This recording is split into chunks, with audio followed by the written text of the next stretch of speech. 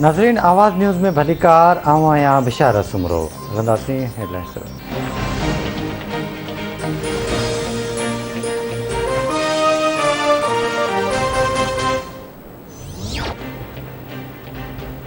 सिंध में मुकमिल लॉकडाउन नाहे लगायो। जुज़वी लॉकडाउन 8 अगस्त ताईं लागू रहंदो। अवाम जुज़वी लॉकडाउन कामयाब करण लाइ असांजी मदद करे। कराची में रोज़ानो कोरोना वायरस जा 2000 केस साम्हूं अची रहिया आहिनि। कराची शहर खे डेल्टा वायरस वधीक मुतासिर कयो आहे।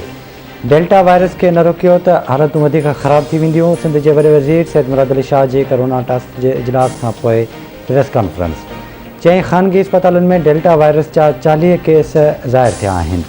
ट्रांसपोर्ट बंदि पिया करियूं पर नंढी ट्रांसपोर्ट खुलियल रहंदी।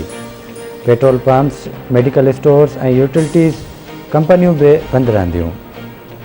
किरयाने, बेकरी ऐं खीर जा दुकान शाम 6 वॻे ताईं खुलियल रहंदा। वैक्सीन न लॻाराईंदड़ मुलाज़िमनि खे 31 अगस्त बाद पघारूं न मिलंदियूं।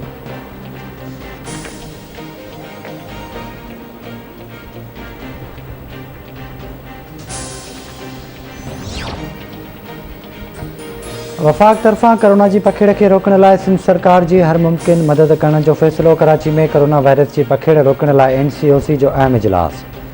सिंध सरकार जी मदद लाइ समूरा वसीला क़त बांधा वेंदा।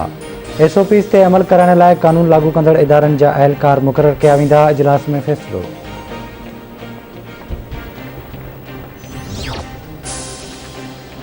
मुल्क में कोरोना वायरस जी चौथी लहर। वायरस वेगे वधीक 86 मरीज़ फ़ौत। फ़ौतुनि जो अंग वधी 23,295 थी वियो। 24 कलाकनि दौरान 4,537 नवां केस रिपोर्ट।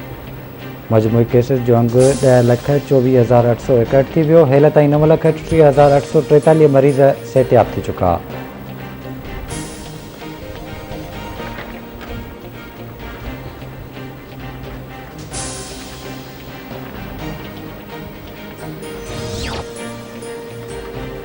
पाकिस्तान अफ़गानिस्तान में अमन जो ख़्वाहिशमंद आहे। अफ़गानिस्तान में अमन लाइ मसालती किरदार जारी रखियो वेंदो।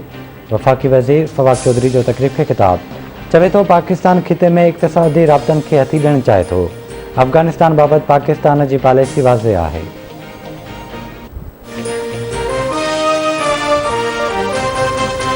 This headline news is brought to you by